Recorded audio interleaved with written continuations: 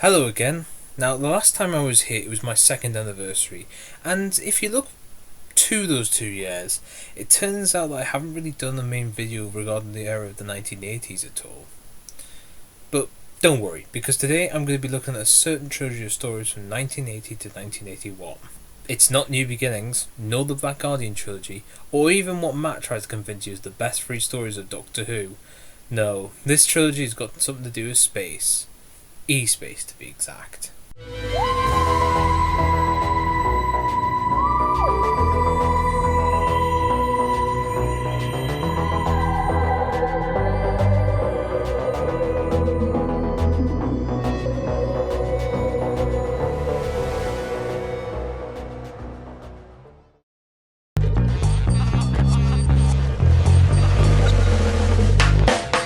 Firstly, if there's anything you've got to admire about the story, then it's Andrew Smith's writing.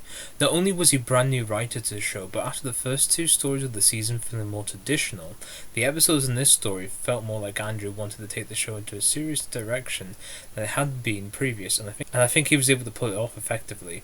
I'm a fan of Adric in this story. His character here feels like a person who's trying to impress everybody by trying to steal the food to survive, which shows how much he is trying to prove himself and how far he will go in that matter. I also like the relationship that he has with his brother and how he's trying to convince him to join the Outlaws. The great thing about this is that we actually see the relationship throughout the story, so when he dies at the end of the story, you actually feel for the two and how Adric has now lost someone who's very close to him.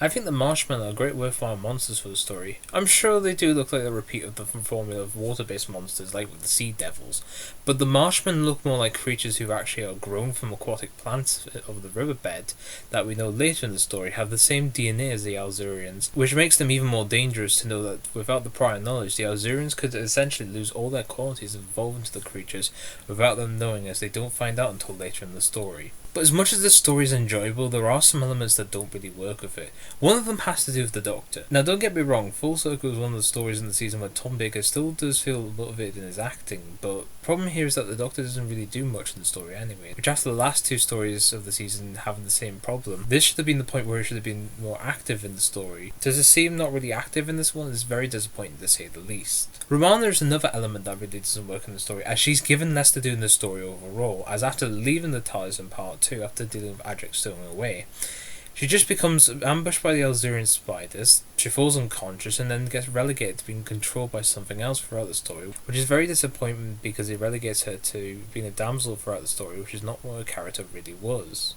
Anyways, Full Circle was an interesting experiment of trying a new writer out for the series and it actually working.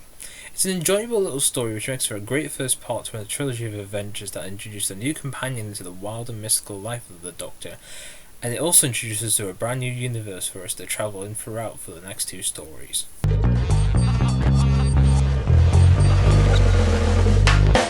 If there is one major thing that's a positive to this story, it's the fact that Terrance Dicks returns to write for this series after 2 seasons away, and you can damn well tell that it's him writing this story, as the writing of these characters and the dialogue is of much higher quality than all the stories before this one in the season. Especially the writing of Adric and how different Terrance writes him in his second story. Also, state of the case, he's the return of the gothic atmosphere, which is sadly missing from the show from the previous 2 seasons. This story brings back a lot of the horror elements that make the episodes feel very different to the rest of season 18.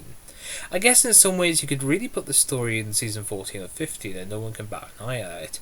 It feels like a Planet of Evil or the Brain of Morbius, where the horror crosses over the science fiction elements, and I think it works to its advantage to make an effective story that can balance out both elements without messing one of them up. Also, the story solves one of the complaints I've had about the other stories of the season, which is the fact that the Doctor and Romana do a lot more in the story for once, as they have to compensate with Adric being taken over as the hypnotised companion role of the story that Romana had in the previous.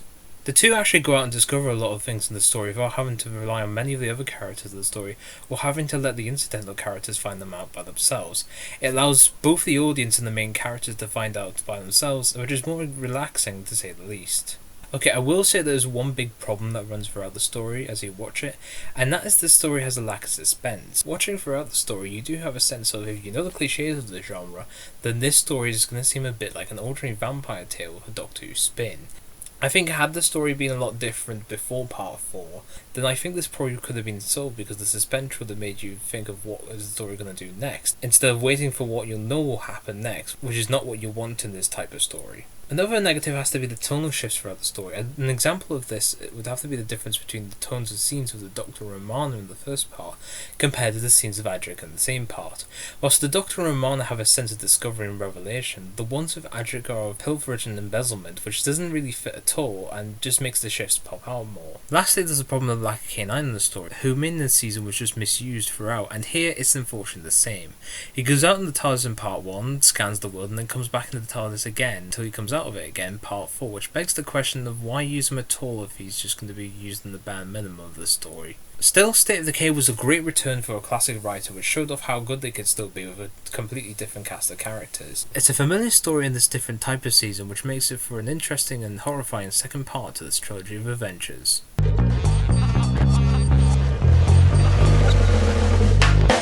If there's one thing you have to say from the story from the outset, it's that it's very visually interesting. The locations are vast and distinctly different from each other. We go from a lived-in working-class spaceship to a classical and old full-of-spirit castle throughout the story. Really, it's the only story out of the three that convinces you that this universe is definitely different to our normal one.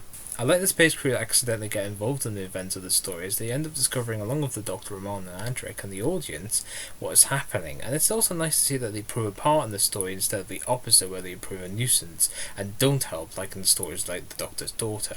I think it's time we speak about the ending. Now, over the years I've heard many different opinions about it. Some of them think it's sentimental for the character that they've loved over the 2 seasons, and some think the opposite. I am on the side of people who agree with it. It's one of those endings that really gets to me because it was at the right time for the character. I was able to hit some of the harder moments with the fact of how much the departure meant for the Doctor and Romana at the time.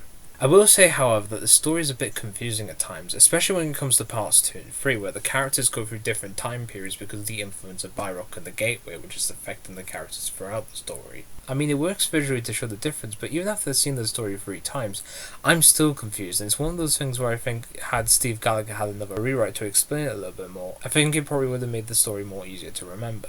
Whilst I think Romana's departure is done well, the same can't be said about the departure of K9, which is treated less like a proper goodbye and is more, oh, we kind of forgot about this character moment, which even the Doctor points out, as he just gives it to Romana without having the great departure like the one he has in Screw Reunion with K9. But really, Warriors Gate is probably the most out there story of the 3, and I think it's the one that tries the hardest to be the most distinctive of the bunch. Does it work? Sure, in some aspects, but in others it really doesn't. It's not perfect at the end of the day, but I do admire it overall for trying the most different things.